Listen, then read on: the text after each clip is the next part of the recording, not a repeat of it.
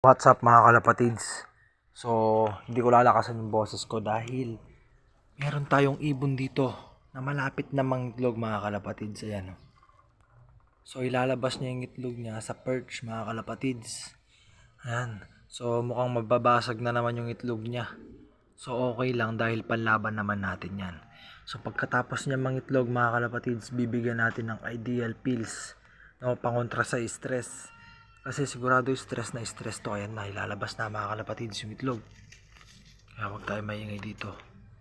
Ayan na, konti na lang abangan natin mga kalapatids. Ayan, pagkaitlog niya mga kalapatids, bibigyan natin ng ideal pills na available dyan sa yellow basket. Ayan mga kalapatids, konti na lang.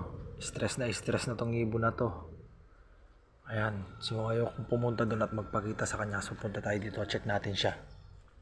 Dahan-dahan.